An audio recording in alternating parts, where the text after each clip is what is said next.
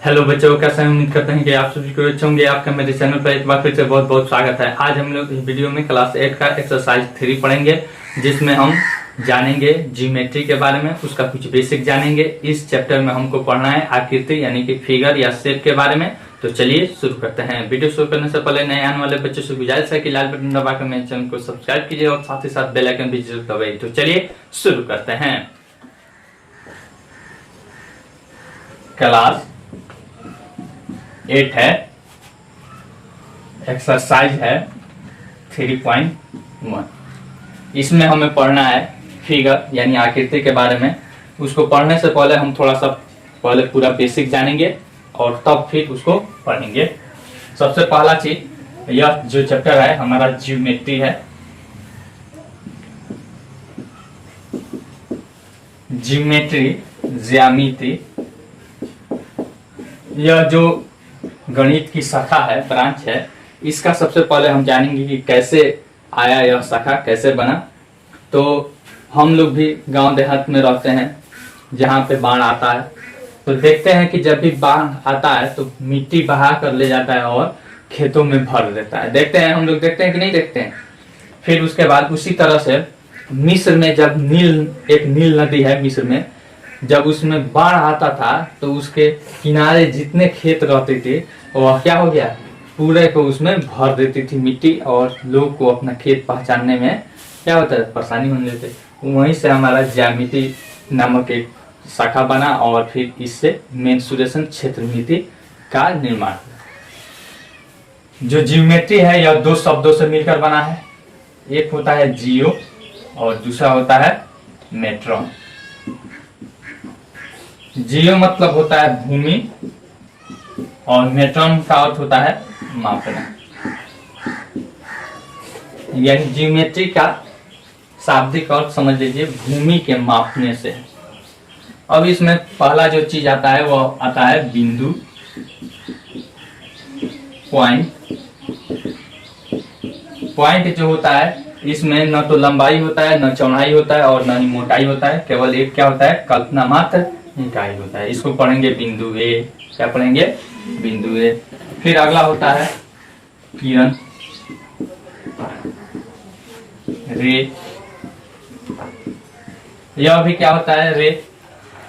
यह बिंदुओं का असंख्य समुच्चय होता है या फिर समूह होता है, जो एक निश्चित बिंदु से एक ही दिशा के तरफ अनंत तक जाता है। जैसे यह बिंदु मान लीजिए ए और यहाँ पे बी, यह इस बिंदु से एक ही दिशा के तरफ अनंत तक जा रहा है कि नहीं? अतः इसको कहेंगे किरण A B, Kiran A B, और इसका सिंबल ऐसे रहता है, ठीक है। ए बी के ऊपर तीर का निशान लगा देंगे। फिर अगला आता है रेखा, लाइन। लाइन जो होता है यह भी बिंदुओं का असंख्य समूह होता है, जो दोनों दिशाओं के तरफ अनंत तक जाता है। एक्स वाई, जो मन करे सो आप नाम रख सकते हैं। इसको संकेत के रूप में ऐसे दिखाएंगे, एक्स वाई के ऊपर दोनों तरफ तीर का निशान, एरो का निशान दिखा देंगे। अब रेखा के बाद आता है रेखाखंड, रेखा खंड, line segment, line segment. Line segment जो होता है वह निश्चित लंबाई का एक रेखा होता है। देख लीजिए, यहां से यहां तक निश्चित लंबाई का एक रेखाखंड, यू भी मान लेते हैं। निश्चित लंबाई का एक सरल रेखा है, इसको क्या कहते हैं, रेखाखंड कहते हैं। इसको कैसे पढ़ेंगे, यू भी लिख देंगे और इसके ऊपर ऐसे लाइन एक लगा देंगे, किसी भी दिशा में तीर का निशान नहीं लगाएंगे, ठीक है। अब हम रेखा के प्रकार देखेंगे। रेखा के प्रकार, types of line, types of line. रेखा के दो प्रकार होते हैं। एक नंबर में सरल रेखा, सरल रेखा, स्ट्रेट लाइन। सरल रेखा कहिए या फिर सीधी रेखा कहिए, स्ट्रेट लाइन। यह जो होता है यह सीधी रेखा को सरल रेखा कहते हैं, ठीक है ना। फिर दूसरा होता है हमारा वक्र रेखा। वक्र रेखा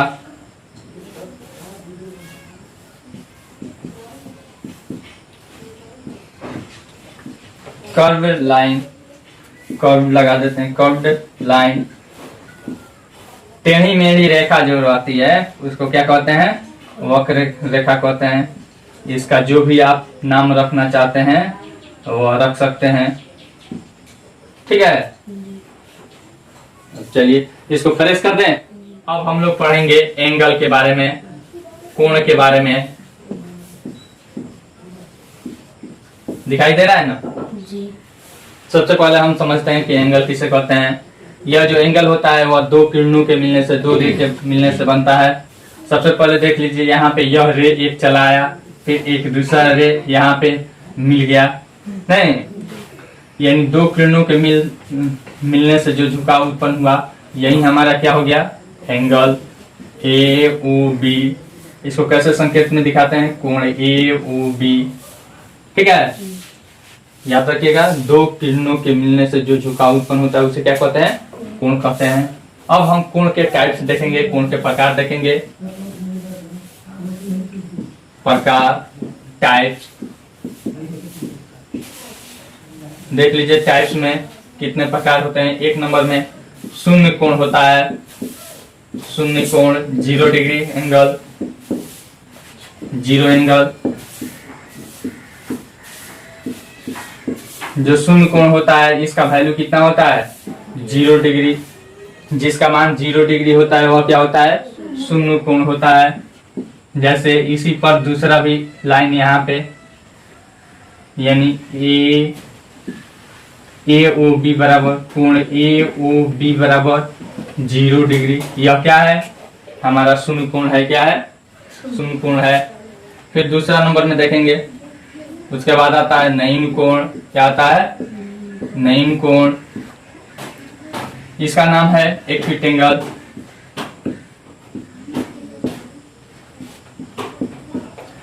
अब इसका कितना वैल्यू होता है, 0 डिग्री से बड़ा, 0 डिग्री से बड़ा तथा 90 डिग्री से छोटा, 90 डिग्री से छोटा। इसको क्या कहते हैं, निम्न कोण कहते हैं। जैसे में देख लीजिए, यह है नहीं एक्स वाई जेड, कोण एक्स वाई जेड बराबर 40 डिग्री मान लेते हैं। यह क्या है, निम्न कोण है। क्या है, 3 नंबर में आता है हमारा समकोण। समकोण का राइट एंगल होता है। राइट एंगल जिसका मान कितना होता है, 90 डिग्री होता है। कितना होता है, 90 डिग्री होता है। सीधा खड़ा रहता है। यह क्या हो गया हमारा, 90 डिग्री। इसका सिंबल ऐसे रहता है 90 डिग्री दिखाने के लिए, ठीक है ना। यहाँ पे यू वी डब्ल्यू जो मन करे आप उसका नाम रख सकते हैं, सिलसिलेवार रहना चाहिए। फिर उसके बाद आता है हमारा 4 नंबर में अधिक कोण। क्या आता है, अधिक कोण। Obtuse angle, obtuse angle. Obtuse angle जो होता है 90 डिग्री से बड़ा होता है, 90 डिग्री से बड़ा और 180 डिग्री से छोटा तथा 180 डिग्री से छोटा। इसको क्या कहते हैं, अधिक कोण कहते हैं। अधिक कोण का कैसे बनता है, ऐसे एक किरण रहता है और एक ऐसे रहता है, ठीक है। यह कौन सा कोण बना, अधिक कोण। एबीसी, कोण एबीसी बराबर 150 डिग्री या फिर जितना भी हो, 90 डिग्री से बड़ा है और फिर 180 डिग्री से छोटा है, अतः यह अधिक कोण है। फिर 5 नंबर में हम देखेंगे, अधिक कोण के बाद आता है ऋजु कोण या सरल कोण। ऋजु कोण या सरल कोण। सरल कोण, स्ट्रेट एंगल, स्ट्रेट एंगल। इसका कितना मान होता है? 180 डिग्री होता है, जिसका मान 180 डिग्री होता है। जैसे में देखिए एक किरण यहाँ से ऐसे गई और फिर एक किरण जस्ट इसके अपोजिट में आ गई, तो यहाँ पे अर्ध चंद्रमा का कोण बना, नहीं अर्ध चांद बना, तो यह कितना डिग्री का कोण बन जाएगा? BOC। कौन सा कोण बन जाएगा? यह हमारा कोण DOC ऋजु कोण या सरल कोण है। फिर 6 नंबर में हम देखेंगे, 6 नंबर में प्रतिवर्ती या पुनर्युक्त कोण, प्रतिवर्ती या पुनर्युक्त कोण, पुनर्युक्त कोण यह दीर्घ से रहेगा। पुनर्युक्त कोण इसमें होता है रिफ्लेक्सिव एंगल, रिफ्लेक्सिव एंगल यह जो होता है इसका मान कितना होता है? 180 डिग्री से बड़ा और 360 डिग्री से छोटा। 180 डिग्री से बड़ा तथा 360 डिग्री से छोटा होता है। 360 डिग्री से छोटा होता है। जैसे में देख लीजिए यहाँ पे यह एक किरण है और एक किरण ऐसे आ गई, यहाँ पे जो कोण बन रहा है यह क्या है? हमारा कोण AOB बराबर कौन सा कोण है? हमारा प्रतिवर्ती यानी रिफ्लेक्सिव एंगल है। ठीक है ना, मिटा दे ऊपर वाला। 7वां नंबर में हमारा कोण बनता है पूर्ण कोण। क्या बनता है? पूर्ण कोण, होल एंगल, होल एंगल। इसका कितना मान होता है? इसका मान होता है 360 डिग्री। कितना होता है? 360 डिग्री। जैसे यहाँ है कोई किरण है, फिर इसी पर एक दूसरा किरण है, यहाँ पे X, Y और फिर यह Z है, नहीं तो यहाँ पे यह जो कोण ऐसे बन रहा है, पूरा एक चक्कर लगा रहा है, तो इसको कौन सा कोण हम कहेंगे? पूर्ण कोण है। कौन सा कोण है? कोण ZXY, चाहे YXZ, कोण YXZ बराबर 360 डिग्री। यह कौन सा कोण है? पूर्ण कोण है। कौन सा कोण है? पूर्ण कोण। ठीक है, अब तो यह हो गया मान के आधार पर कोण के प्रकार। अब हम लोग देखेंगे जो जोड़ा के आधार पर होता है, युग्म के आधार पर। नहीं, यहाँ पे लिख देते हैं कोणों के युग्म, कोणों के युग्म, पेयर ऑफ एंगल।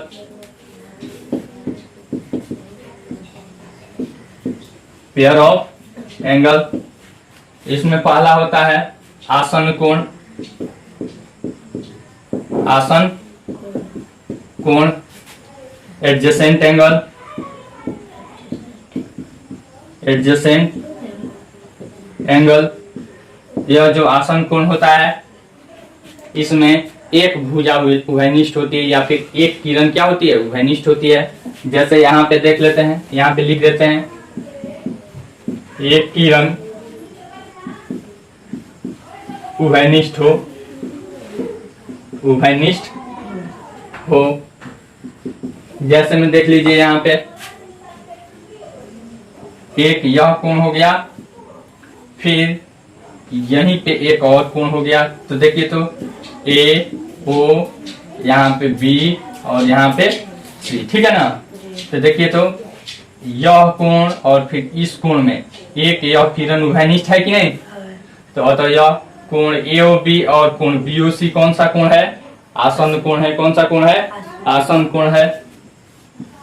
कोण AOB तथा कोण BOC आसन कोण है। आसन एडजेसेंट एंगल है। फिर से अगला देखते हैं शीर्षाभिमुख कोण। शीर्षाभिमुख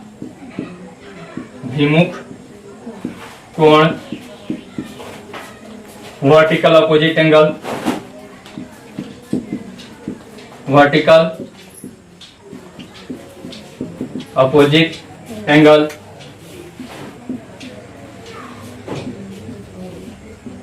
वर्टिकल अपोजिट एंगल। इसमें देखिए शीर्षाभिमुख कोण में क्या होता है, अगर दो रेखाएं एक दूसरे को काटती है, जैसे देख लीजिए एक रेखा यह हो गया और दूसरा रेखा यह हो गया, यानी कि ए बी रेखा और सी डी रेखा को काटती है, तो एक दूसरे के जस्ट पीछे बना हुआ कोण क्या कहलाता है, शीर्षाभिमुख कोण। यानी यह कोण का शीर्षाभिमुख क्या हो जाएगा, यह हो जाएगा। ठीक है, और यह ओ बिंदु पर काट रही है, तो यहाँ पे लिखेंगे कोण ए ओ डी बराबर कोण बी ओ सी। कौन सा कोण है, शीर्षाभिमुख कोण है। ठीक है ना, और शीर्षाभिमुख कोण क्या होते हैं, बराबर होते हैं। फिर यहाँ पे कोण एओसी, कोण एओसी बराबर कोण बीओडी, कोण बीओडी शीर्षाभिमुख कोण है। कौन से कोण है, शीर्षाभिमुख कोण है।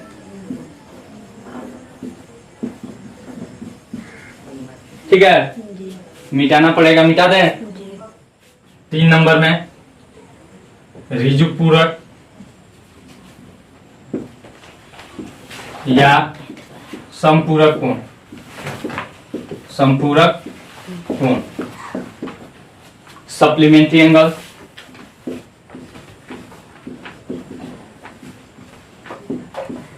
Supplementary angle. जब दो कोणों का योग 180 डिग्री होता है, जब दो कोणों का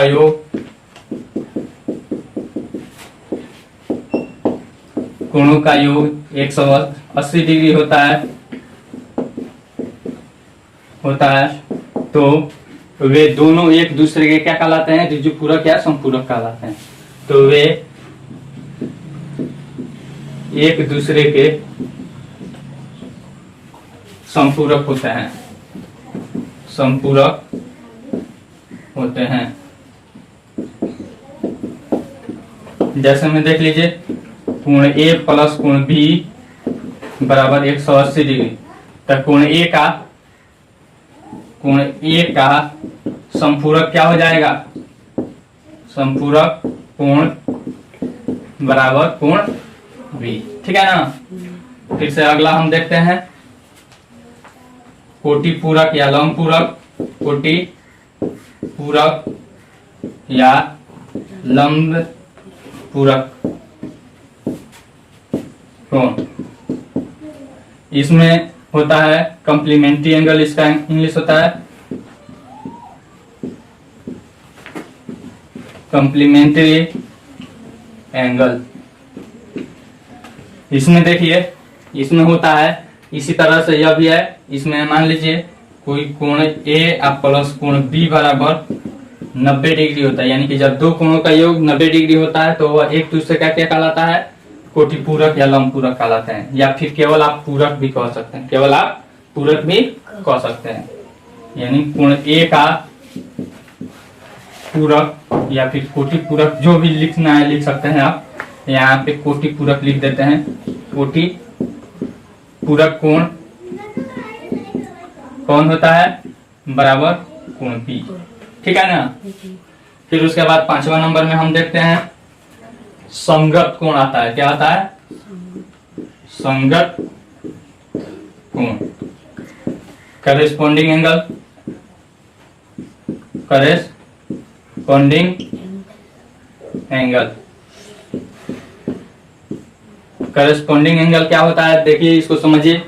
जब दो रेखाएं रहती है और इन दो रेखाओं को कोई तीसरी रेखा काट देती है, ठीक है ना, तो तिर्यक रेखा के एक ही ओर तथा इन दोनों रेखाओं में रेखा के ऊपर या फिर नीचे, ठीक है ना, उनको जो कोण बनता है वह क्या होता है, संगत कोण होता है। क्या होता है, संगत कोण। जैसे इसका नाम दे देते हैं 1 2 3 और यहाँ पे 4 और यह 5, यहाँ पे 6, यहाँ पे 7 और यहाँ पे 8।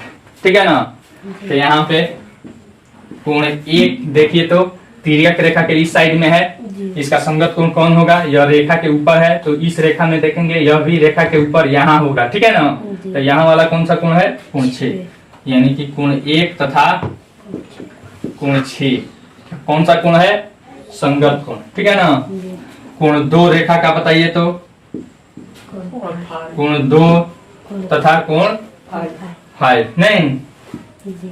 फिर उसके बाद कोण तीन का बताइए, कोण तीन तथा देखिए तो कोण तीन तिर्यक रेखा के इस साइड में है तो इधर इस साइड में होगा, और यह रेखा के क्या है नीचे है, तो यह रेखा के नीचे वाला कौन सा कोण है 8, तो कोण 8। फिर यहाँ पे कोण 4 का बताइए, कोण 4 तथा कोण यहाँ पे देखिए यह रेखा के नीचे है और यहाँ पे तिर्यक रेखा के इस साइड में है, तो यह भी इस साइड में रेखा के नीचे कौन सा कोण बन रहा है, कोण 7, संगत कोण है। कौन सा कोण है, संगत कोण है। अब एक चीज इसमें समझ लीजिए नोट में, अगर यह दोनों रेखाएं क्या हो, समांतर हो, क्या हो, समांतर रहती है तो संगत कोण क्या होते हैं, बराबर होते हैं, ठीक है ना। दोनों रेखाएं यह और यह रेखा अगर एल और एम हो और दोनों क्या हो, यदि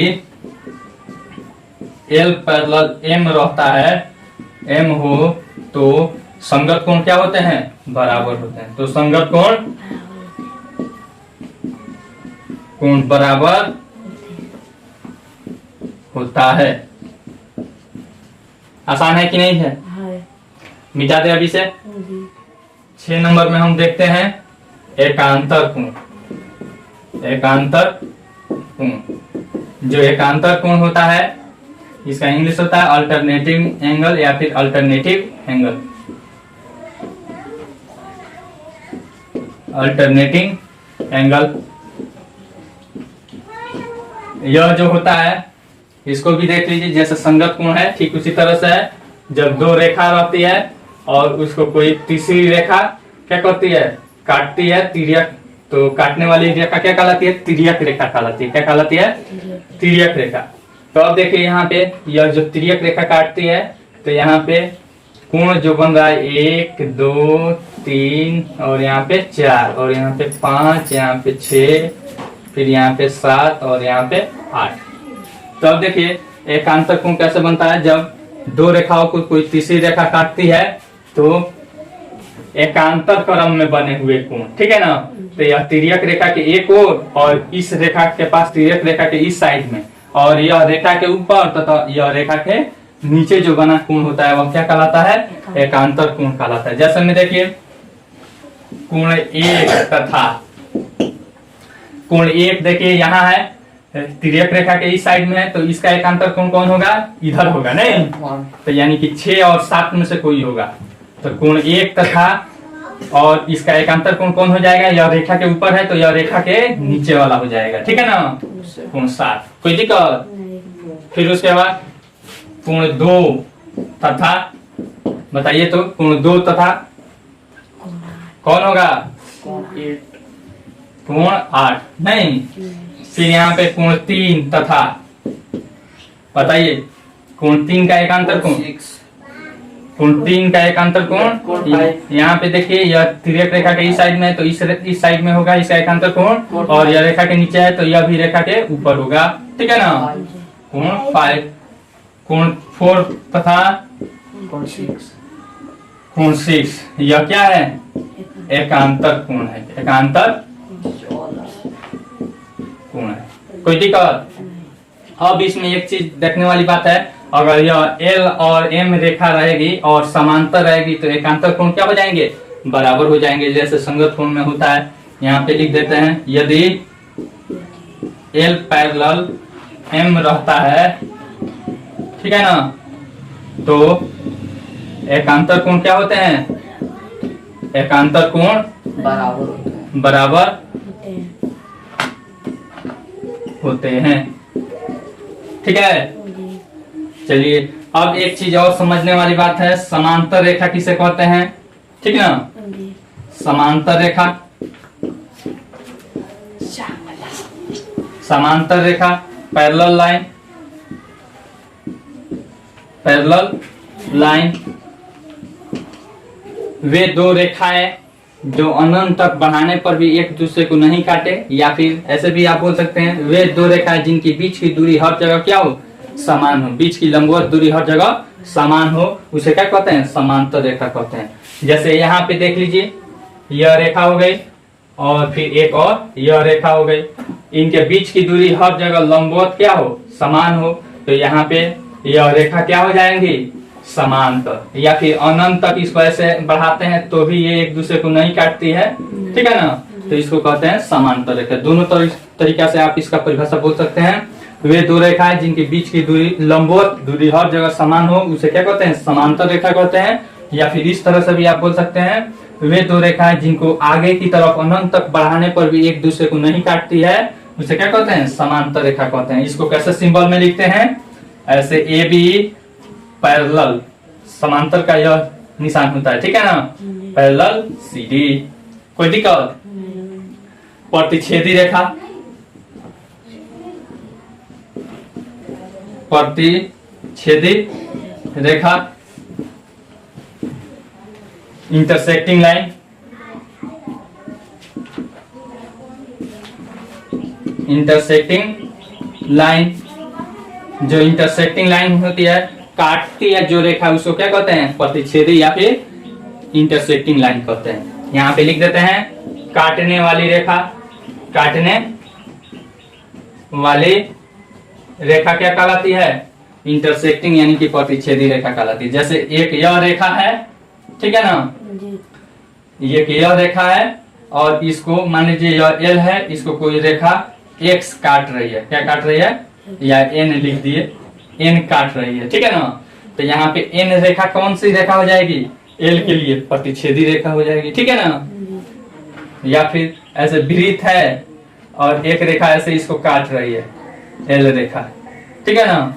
तो यहाँ पे यह कौन सा रेखा हो जाएगी, एल, प्रतिच्छेदी रेखा। क्या हो जाएगी, प्रतिच्छेदी रेखा, ठीक है ना। यानी काटने वाली रेखा क्या कहलाती है, प्रतिच्छेदी रेखा कहलाती है। समझ में आ रहा है, मिटा दे अब इसे। अब हम लोग देखेंगे आकृति के बारे में। शेप या फिगर, शेप या फिगर का हम सबसे पहले डिफिनेशन जानेंगे। बिंदुओं और फिर रेखाखंडों और फिर रेखाओं से जो चित्र बनता है उसे हम क्या कहते हैं, आकृति कहते हैं।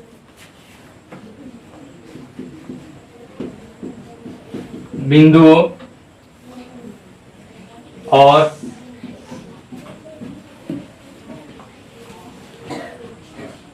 रेखाओं से जो चित्र बनता है, जो चित्र बनता है उसे आकृति कहते हैं, आकृति कहते हैं। जैसे में देख लीजिए यहाँ पे, जैसे यहाँ पे देख लीजिए, है ना, यह सभी क्या है, आकृति है। सभी क्या है, आकृति है। यह सब क्या है, आकृति है। अब यहाँ पे प्रकार, आकृति के प्रकार, टाइप्स। टाइप्स में दो प्रकार होते हैं। पहला होता है सरल आकृति, सरल आकृति, सिंपल शेप। सिंपल शेप, इसमें क्या होता है, यह एक दूसरे को काटती हुई प्रतीत नहीं होती। वैसा आकृति होता है जिसमें जो एक दूसरे को काटती हुई रेखाएं प्रतीत नहीं होती है। यहाँ पे लिख देते हैं, जो एक दूसरे जो एक दूसरे को नहीं काटती है, नहीं काटती है। जैसे में देख लीजिए, यहाँ पे यह है, ऐसे रहेगा, एक दूसरे को नहीं काटेगी, तो यह कौन सा आकृति हो जाएगी, सरल आकृति।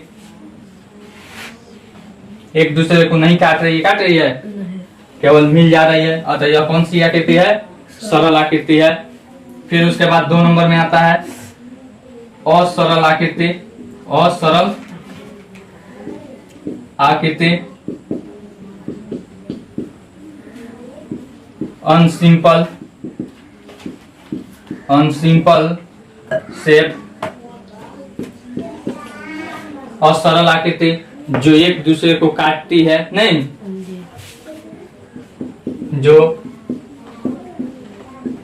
एक दूसरे को काटती है। जैसे में देख लीजिए यहाँ पे एक ऐसे लाइन आया, ऐसे काट दिया, तो यह कौन सा आकृति है? सरल आकृति नहीं है, असरल आकृति है। कौन सा आकृति है? देखिए यह एक दूसरे को काट दिया, यह कौन सी आकृति है? असरल आकृति है। अब हम लोग सरल आकृति के प्रकार देखेंगे। मिटा दे इसे। जी। अब देखिए यहाँ पे सरल आकृति के प्रकार हम लोग देखेंगे। सरल आकृति के प्रकार, सरल आकृति के प्रकार देखेंगे। इसमें है बंद आकृति, बंद आकृति, क्लोज्ड शेप, क्लोज्ड शेप, जो कोई क्षेत्र घेरती है, वैसा सरल आकृति, जो वैसा सरल आकृति, सरल आकृति जो कोई क्षेत्र घेरती है, जो कोई क्षेत्र घेरती है, ठीक है ना। तो इसे क्या कहते हैं? बंद आकृति कहते हैं। जैसे देखिए यहाँ पे यह कोई क्षेत्र घेर रही है कि नहीं घेर रही है? अतः इसे क्या कहेंगे? बंद आकृति कहेंगे। यह कोई देखिए तो क्षेत्र घेर रही है कि नहीं घेर रही है? अतः इसे क्या कहेंगे? बंद आकृति। फिर 2 नंबर में खुली आकृति, खुली पता है कि नहीं? आखिरी आकृति, ओपन शेप, जो कोई क्षेत्र नहीं घेरती है, जो कोई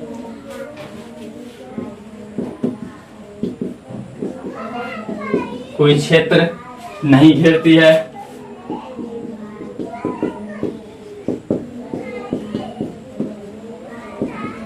जैसे में देख लीजिए यहाँ पे थोड़ा सा खुला है, तो इसे खुली आकृति कहेंगे। बंद कहेंगे? नहीं। यह देखिए यह भी खुली है, बंद है? नहीं है। अब हम लोग जानेंगे बंद आकृति के प्रकार। बंद आकृति के प्रकार, टाइप्स। इसमें होता है पहला उत्तल आकृति,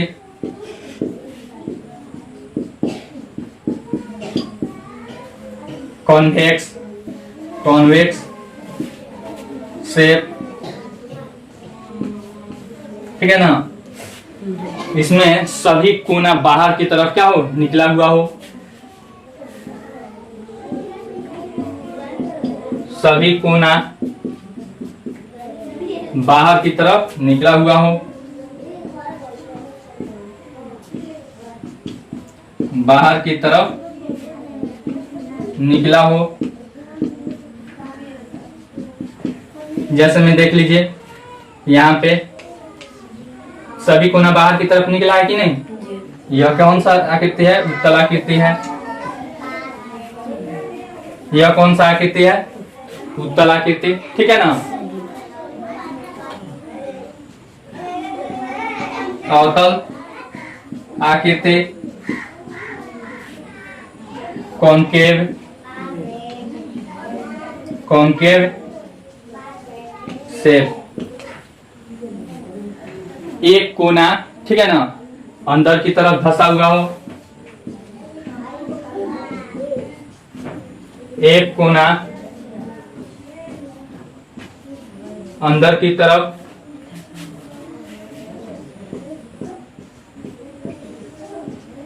धंसा हो। जैसे में देख लीजिए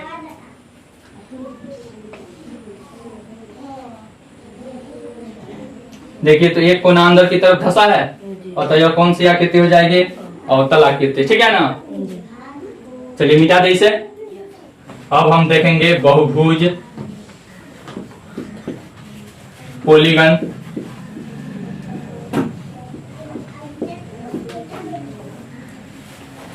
इसमें होता है रेखाखंडों या भुजाओं से घिरी सरल बंद आकृति को क्या कहते हैं हम? बहुभुज कहते हैं।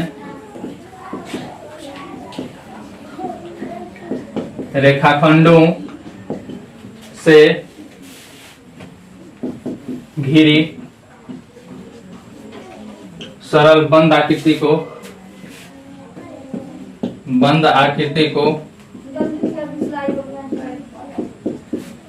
बहुभुज कहते हैं। बहुभुज कहते हैं। जैसे में देख लीजिए, यह देखिए, यह भी क्या है? बहुभुज का ही प्रकार है। यह क्या है? बहुभुज का ही प्रकार है। यह भी क्या है? बहुभुज का ही प्रकार है। अब इसमें देखिए बहुभुज के प्रकार हम देखेंगे। बहुभुज के प्रकार, टाइप्स। एक नंबर का टाइप्स होता है समबाहुभुज। समबाहुभुज, होमो पॉलीगन। समबाहुभुज में होता है जिसकी सभी भुजाएं और कोण आपस में क्या हो? बराबर हो। जिसकी सभी भुजा एवं कोण आपस में बराबर हो। आपस में बराबर हो। ठीक है। जैसे में देख लीजिए, समबाहु त्रिभुज होता है ना। समबाहु त्रिभुज में सभी भुजा आपस में क्या होती है?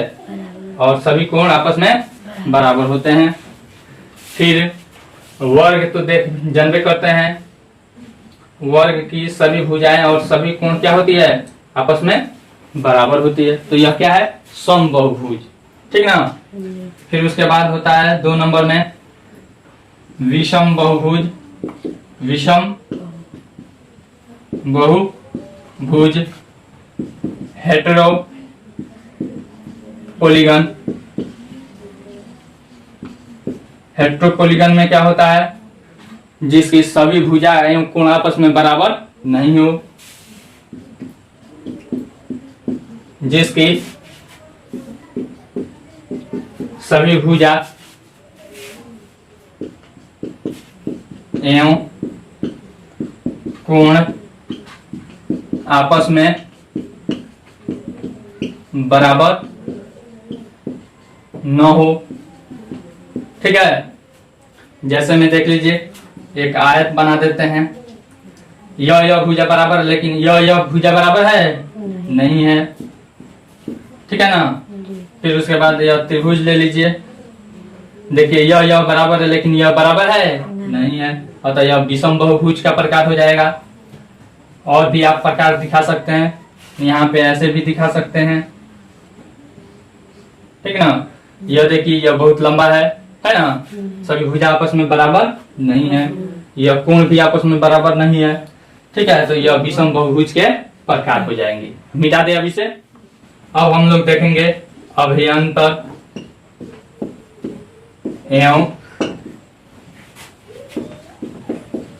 बहिर्भाग, इंटीरियर एंड एक्सटीरियर।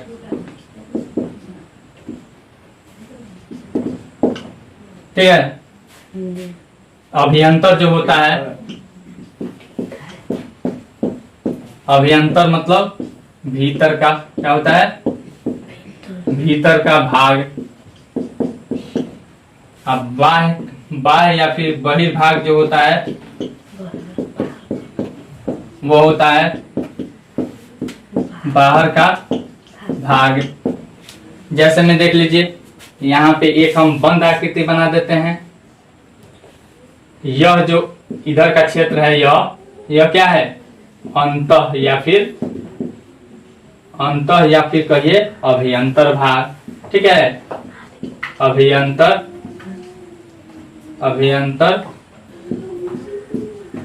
भाग, ठीक है। और यह जो क्षेत्र है यह, ठीक है ना, इसके बाहर का यह क्या है, बाह्य या फिर बहिर्भाग। कोई दिक्कत? अब इसमें एक चीज पढ़ना है, विकर्ण क्या होता है, विकर्ण डायगोनल, डायगोनल किसे कहते हैं, बहुभुज के विकर्ण के बारे में हमको पढ़ना है, यानी दो आसन शीर्षों को छोड़कर अन्य शीर्षों को मिलाने वाली रेखा, सरल रेखाखंड को क्या कहते हैं, विकर्ण कहते हैं। यहाँ पे लिख देते हैं, दो आसन शीर्षों को छोड़कर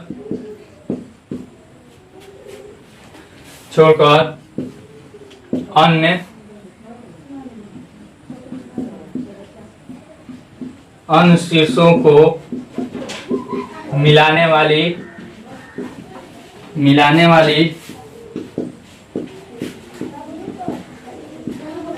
रेखाखंड को, इसमें सरल लगा लीजिए क्योंकि क्या होता है, सरल होता है, वो सरल रेखाखंड को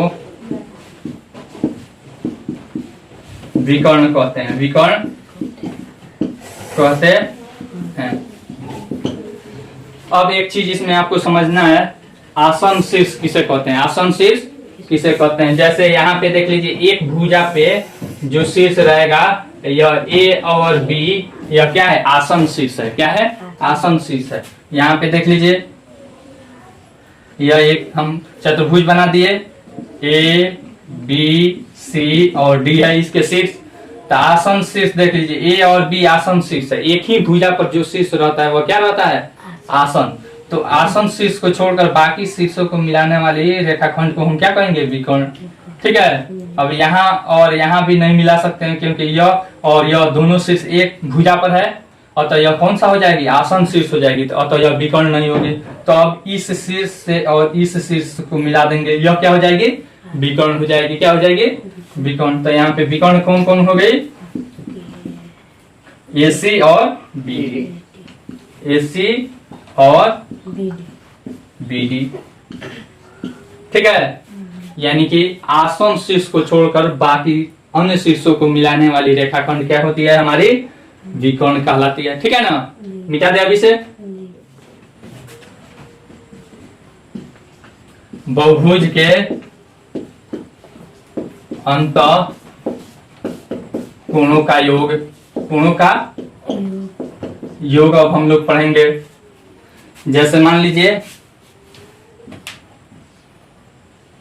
यहाँ है, यह अंतः कोण है ना, ये जो भीतर कोण बन रहा है, तो इसका कोण का योग कितना डिग्री होगा, इसको हम लोग पढ़ेंगे। तो इसको हम लोग 7th क्लास में सिद्ध किए हैं, या फिर अभी भी आपको बता देते हैं, अभी आपको पता है, रहने देते हैं, बस आप थोड़ा सा लंबा वीडियो हो जाएगा, अगले वीडियो में हम कभी बता देंगे कि कैसे इसका योग कितना डिग्री होता है, 180 डिग्री होता है। यहाँ पे नोट करके लिखवा देते हैं, त्रिभुज के अंतः कोणों का योग, अंतः कोणों का योग, कोणों का योग 180 डिग्री होता है, 180 डिग्री होता है। कोई दिक्कत? यानी कि त्रिभुज के सभी अंतः कोणों का योग कितना डिग्री होता है, 180 डिग्री। तो अब देखिए हम चतुर्भुज का निकालेंगे। देखिए तो यह कौन सी आकृति है, क्या है, चतुर्भुज है।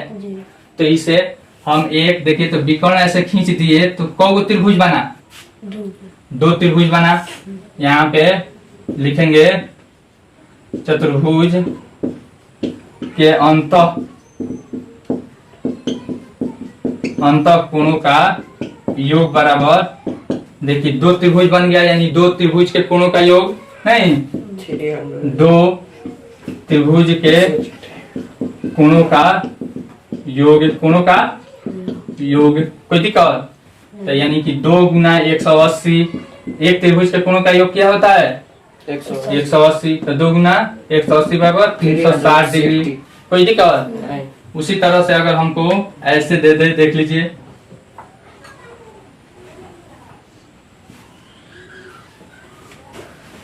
ऐसे दे दे, ठीक ना। तो देखिए तो इसमें कितना डिग्री, कितना त्रिभुज बन रहा है, एक त्रिभुज, ठीक है। फिर इधर बन गया 2 त्रिभुज, एक त्रिभुज, 2 त्रिभुज, और फिर एक यहां से ऐसे बना देते हैं, 1 2 3 4 त्रिभुज बन गया। कितना बन गया? 4 त्रिभुज। तो यानी इसके कोणों, अंतः कोणों का योग बराबर अंतः कोणों का योग बराबर, देख लीजिए, 1 2 3 4, 4 गुना 180 डिग्री, 18 चुका 72, 720 डिग्री। कोई दिक्कत? फिर उसके बाद इसका एक सूत्र भी होता है। सूत्र देखिए क्या होता है, सूत्र होता है n-2 गुना 180 डिग्री, n-2 गुना 180 डिग्री, ठीक है ना। किस कोई भी आकृति रहेगा और पूछेगा कि उसका क्या बताइए, अंतः कोणों का योग बताइए, तो उसका भुजा गिन लीजिएगा। तो कौन भुजा है? 1 2 3 4 5 6 गो भुजा है। कितना भुजा है इसमें? 6 भुजा है, ठीक है ना। तो यानी कि n बराबर क्या है? 6-2 गुना 180 डिग्री। कोई दिक्कत?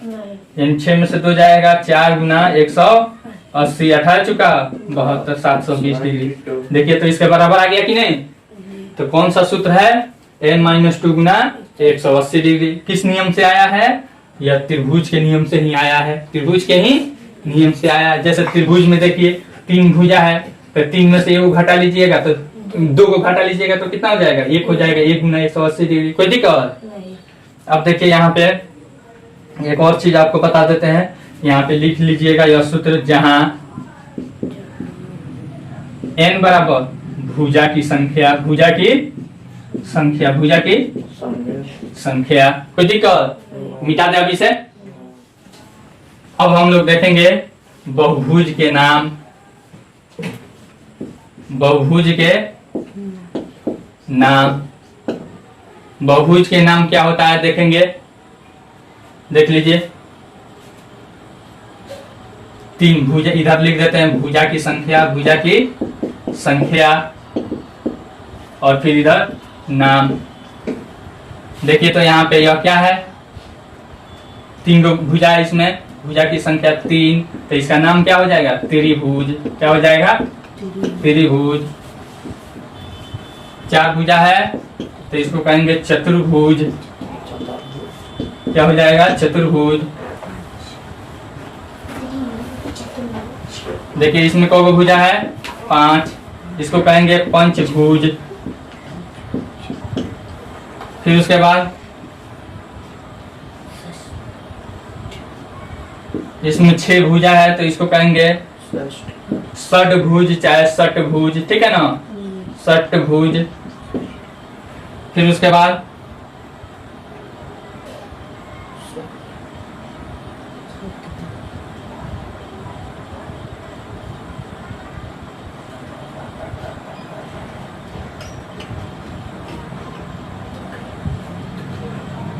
सात गो भुजा हो गए, 1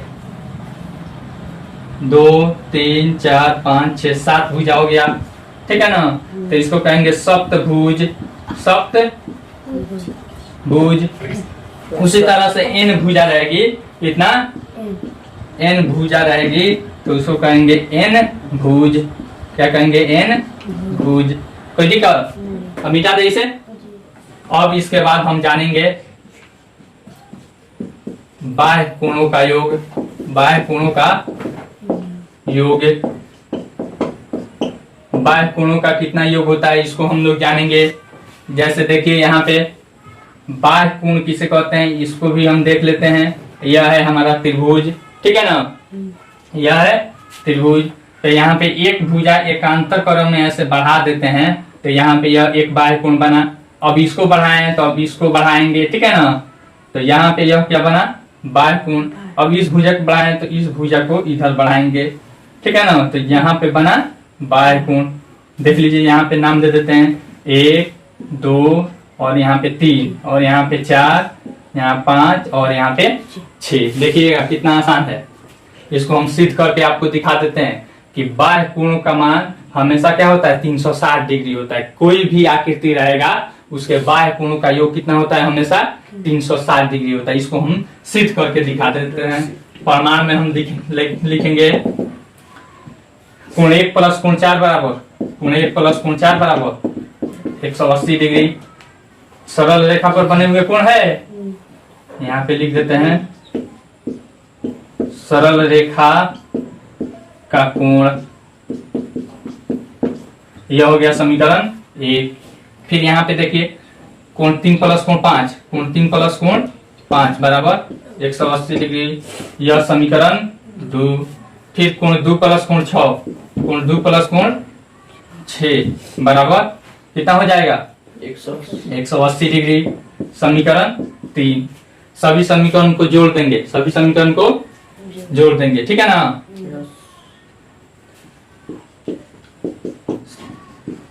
सभी समीकरण को जोड़ने पर देखिए क्या होगा, कोण 1 प्लस कोण 4, कोण 3 प्लस कोण 5 है ना, प्लस कोण 2 प्लस कोण 6 बराबर 180 प्लस 180 प्लस 180।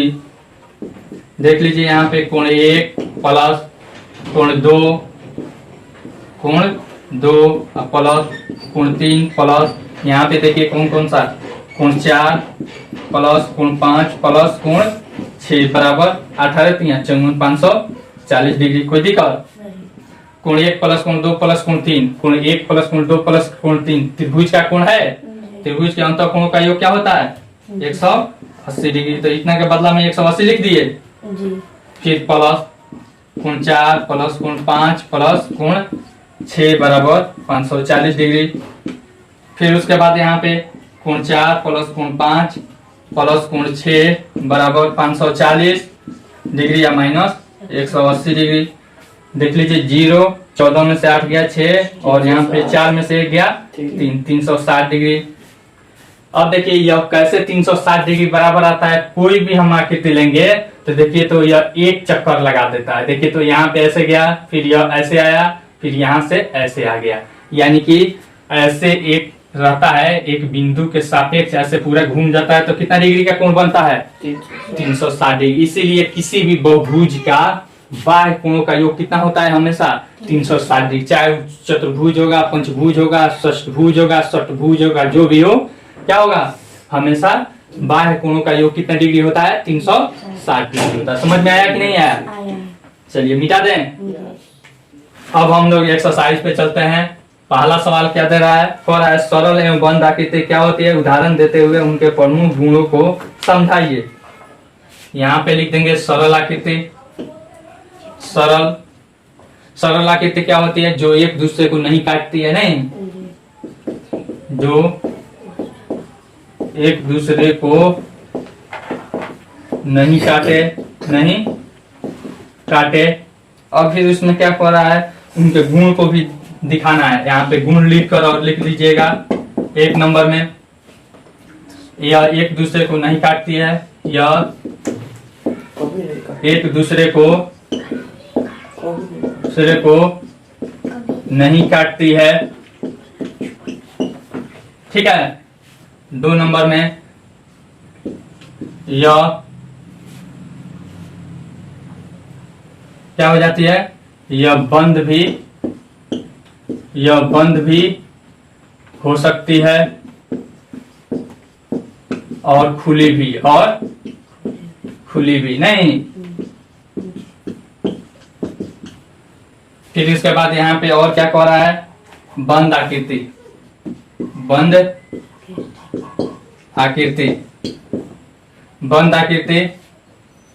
यह सरल आकृति का प्रकार होती है, नहीं। यहाँ पे लिख देंगे बंद आकृति, यह कोई क्षेत्र घेरती है। क्या करती है, क्षेत्र घेरती है। इसका फिगर भी आपको दिखाना पड़ेगा। यहाँ पे सरल में ऐसे कुछ दिखा दीजिएगा, ऐसे दिखा दीजिएगा, फिर यहाँ पे ऐसे भी दिखा दीजिएगा, ठीक है। बंद आकृति में यहाँ पे आप देखिए क्षेत्र घेरती है। अब इसका गुण लिख लीजिएगा 1 नंबर में, यह क्षेत्र घेरती है, यह क्षेत्र घेरती है 2 नंबर। फिर उसके बाद यह क्षेत्र घेरती है और यह सरल भी होती है, यह सरल भी होती है इत्यादि। बस 2 ही रहने दीजिएगा। दूसरा सवाल हम देखते हैं क्या कह रहा है। नीचे आकृतियों में से पहचान करें कि कौन सी सरल है, कौन सी बंद है, वह बंद है वह सरल है, फिर कौन सी खुली है, कौन सी उत्तल है, कौन सी अवतल आकृति है। सबसे पहले आपको पहचान करना है सरल है, पहचान कौन सी सरल है और कौन सी बंद है वह सरल है, ठीक है ना। तो यहाँ पे सबसे पहले आकृति लिख लीजिएगा, आकृति का फोटो बना लीजिएगा, ठीक है ना, पेंसिल से बनाइएगा और इसको लिख दीजिएगा सरल है, ठीक है ना। फिर और कौन है, सरल तथा बंद है, सरल तथा बंद भी है कि नहीं। और फिर उत्तल और अवतल में पूछ रहा है, उत्तल है, कौन सी आकृति है, अवतल क्या लिख दिए, उत्तल है, कौन सी आकृति है, उत्तल है, ठीक है। फिर ऐसे दिया है, यह क्या है, सरल है, ठीक है ना। और खुली है, क्या है, खुली है। और फिर क्या हो जाएगा इसमें, उत्तल है कि अवतल है, बंद नहीं है तो उत्तल अवतल कोई नहीं है, बंद रहता तब उत्तल अवतल होता। फिर से अगला ऐसे दे दिया है, ऐसे दिया है, यह सरल नहीं है, सरल नहीं है, सरल नहीं है। तो जब सरल नहीं है तो खुली बंद का इसमें कोई बात ही नहीं है, ठीक ना। फिर उसके बाद ऐसे दिया है, ऐसे दे दिया है। और यह देखिए, यह सरल है, क्या है, सरल है, बंद है, बंद आकृति है कि नहीं है। फिर उसके बाद उत्तल है कि अवतल है, एक कोना अंदर की तरफ धसा है तो कौन आकृति है, अवतल है। कोई दिक्कत, चलिए मिटा दे अभी से। 3 नंबर सवाल हम देखते हैं क्या कह रहा है। कह रहा है नीचे दिए गए बहुभुज का नाम लिखिए तथा उसके सभी संभावित विकर्ण खींचिए। देख लीजिए कैसे फिगर दिया है यहाँ पे।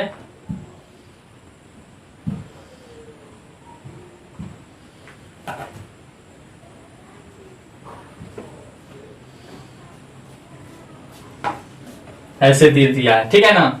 इसका नाम लिखना है, क्या करना है, इसका नाम। तो देखिए इसमें कितने भुजा है, 1 भुजा, 2 भुजा, 3 भुजा, 4 भुजा, 5 भुजा, 6 भुजा है। कितना भुजा है, 6 भुजा। तो नाम इसका क्या हो जाएगा बताइए, 6 भुजा के लिए षटभुज या षटभुज, ठीक है। अब इसका विकर्ण खींचना है, तो विकर्ण कैसे खींचते हैं, यानी कि 2 आसन शीर्षों को छोड़कर बाकी शीर्ष को क्या कर देते हैं, शीर्ष मतलब नोखी, ठीक है ना। देख रहे हैं एगो शीर्ष है, 1 2 3 4 5 6। अब देखिए जो बहुभुज होता है, जितना उसमें भुजा होता है उतना ही कोण भी होता है, उतना कोण भी होता है, उतना शीर्ष भी होता है, ठीक है ना।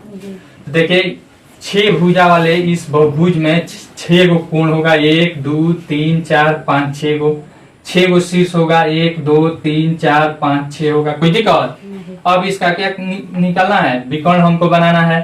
तो आसन शीर्षों को छोड़कर बाकी शीर्ष को ऐसे मिला देंगे। देखिए एगो शीर्ष हो गया, एगो विकर्ण हो गया। फिर यहाँ पे ऐसे मिलाएंगे, कितना विकर्ण हुआ, 2।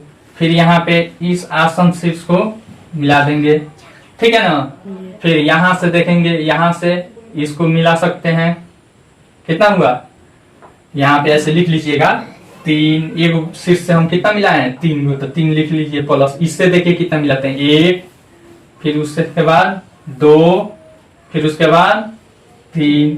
कब विकर्ण हुआ, कब हुआ बताइए, कब मिलाए हैं, 1 2 3, कब मिलाए हैं, 3। फिर इस बिंदु से देखिएगा 1, फिर यहाँ पे 2 प्लस 2, ये तो पहले से मिला हुआ है, नहीं मिला है। फिर यहाँ से देखिए, यहाँ से एक यह और फिर एक यहाँ पे यह मिल जाएगा, ठीक है ना, +1। फिर यहाँ से देखिए यह पहले से मिला है, यहाँ से भी पहले से ऐसे मिला हुआ है, देख रहे हैं। तो जोड़कर बता दीजिए कितना है। 3 3 6 2 8 1 9। विकर्ण की संख्या कितना हो गया है? 9 विकर्ण। कोई दिक्कत बन जाएगा। फिर उसके बाद 4 नंबर सवाल कह रहा है, नीचे के चित्र में कुछ कारें खड़ी है, बीच में चौकोर आकार का मैदान है, बताइए कि कितनी कार बहुभुज मैदान के अभ्यंतर भाग में है और कितनी बहिर्भाग में है। ऐसा एक आकृति है, इसमें ऐसे बनाया है, यहाँ पे गाड़ी बनाया है, लेकिन हम क्या दे देते हैं? बिंदु दे देते हैं। तो बताइए इसमें कितना अंदर है और कितना बाहर है। तो 5 गो अंदर है और 3 गो बाहर है, यानी कि अभ्यंतर में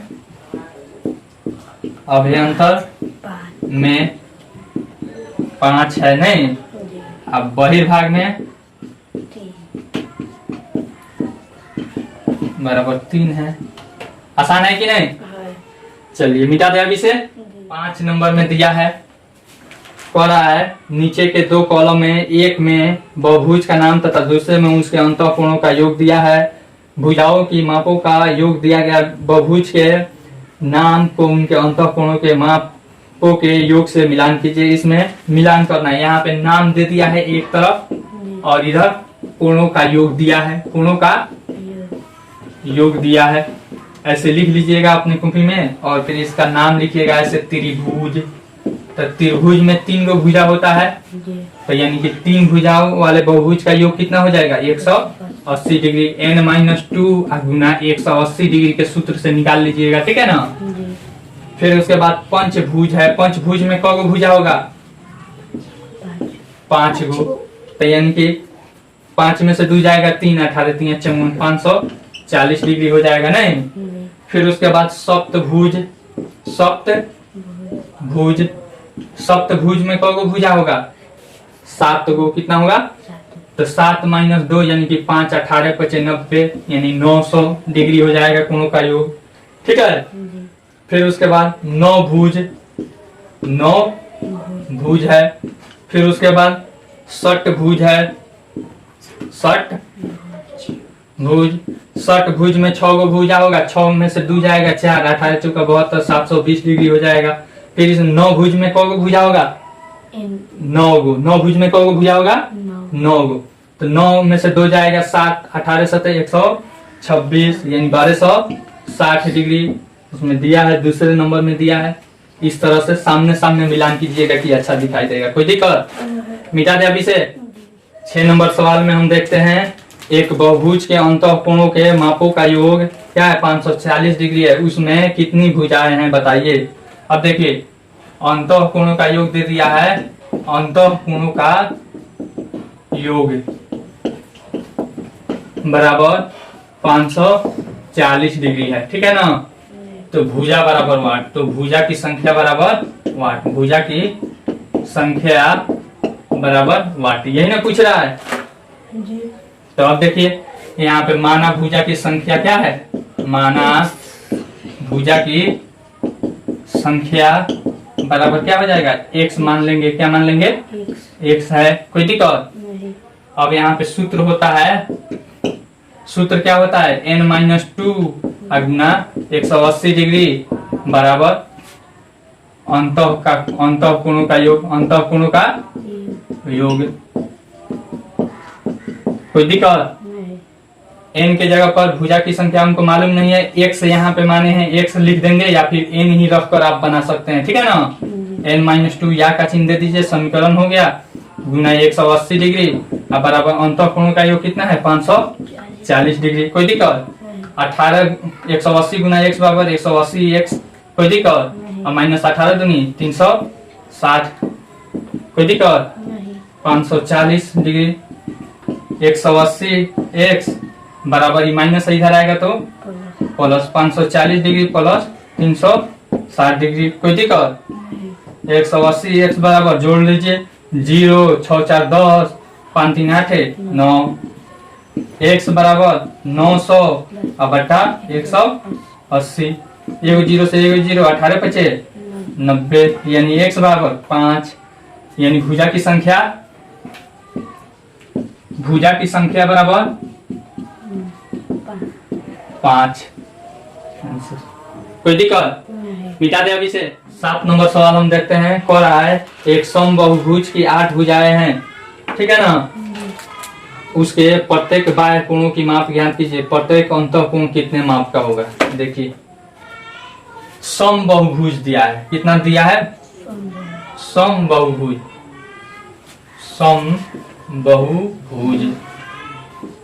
समबाहुभुज भुजा की संख्या कितना दिया है?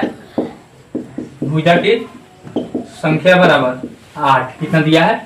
8। समबाहुभुज का ही अर्थ होता है जिसका सभी कोण और सभी भुजा क्या होता है? आपस में बराबर होता है। तो भुजा की संख्या 8 दे दिया है, तो इसका पूछ रहा है कि एक बाह्य कोण का मान बताइए। तो सभी बाह्य कोण का योग का मान कितना बताया है? बाह्य कोणों का योग का मान हमेशा कितना होता है? 360 डिग्री होता है। हमेशा कितना होता है? 360 डिग्री। यहाँ पे लिख देंगे सभी बाह्य कोण का मान, कोण का योग, सभी बाह्य कोण का योग कितना होता है? हमेशा कितना होता है? 360 डिग्री होता है। इसको हम सिद्ध करके भी दिखाए त्रिभुज में, ठीक ना। या फिर बताए हैं कि एक चक्कर लगाता है तो हमेशा 360 डिग्री होता है। तो यहाँ पे 360 डिग्री। तो इसमें एक कोण बराबर एक बाह्य कोण। तो यह समबाहुभुज है। समबाहुभुज है यानी कि सभी कोण क्या होगा? आपस में बराबर होगा। तो यानी 8 गो भुजा है तो 360 भागा कितना कर देंगे? 8 कर देंगे। क्या कर देंगे? 8। 8 से भागा दे दीजिए। 8 चुका 32, बच गया 4। 8 बचे 40, यानी कि 45 मिनट में कट जाएगा। यानी एक बाह्य कोण का मान कितना आ जाएगा? 45 डिग्री। एक आंसर आ गया, ठीक है ना। फिर उसके बाद कह रहा है कि प्रत्येक अंतःकोण का मान बताइए। प्रत्येक अंतःकोण का मान बताइए। पुनः यहाँ पे एक नया इसमें सवाल दिया है। एक अंतःकोण बराबर वाट। एक अंतःकोण बराबर वाट, ठीक है। सभी अंतःकोणों का योग सूत्र होता है n-2 गुना 180 डिग्री होता है ना। तो यहाँ पे n के जगह पर कितना है हमारा? भुजा की संख्या कितना है? भुजा की संख्या 8 - 2 गुना 180 डिग्री। कोई दिक्कत? यहाँ पे लिख देते हैं 6 गुना 180 डिग्री, ठीक है। तो एक भुजा की संख्या, एक कोण की संख्या या फिर एक कोण का मान बराबर इतना में 8 से भागा कर देंगे। 6 गुना 180 अब भागा 8। कोई दिक्कत? अब देखिए यहाँ पे 2 3 6 2 चुका 8, फिर 4 से कट जाएगा। 4 से कट जाएगा। 4 चुका 16 बचा 20, नहीं 4 बचे 20। अब 3 गुना 45, 3 बचे 15 का 5 हाथ में आया 1, 3 चुका 12 1 13। यानी कि एक अंतःकोण का मान कितना आ जाएगा? 135 डिग्री। कोई दिक्कत? यहाँ पे लिख देंगे एक अंतःकोण का मान बराबर 135 डिग्री। आंसर। चलिए आपका यह चैप्टर खत्म हो गया। अगला चैप्टर है हम लोग का चतुर्भुज के बारे में पढ़ना है। आगे हम चतुर्भुज के बारे में पूरा डिटेल से पढ़ेंगे और उस पर जो सवाल दिया है उसको बनाएंगे। आई होप आपको ये वीडियो बहुत पसंद आई होगी। अगर वीडियो पसंद आई हो तो लाइक कीजिए, अपने फ्रेंड्स के साथ शेयर कीजिए तथा कमेंट करके अपना सुझाव जरूर दीजिए। Thanks for watching.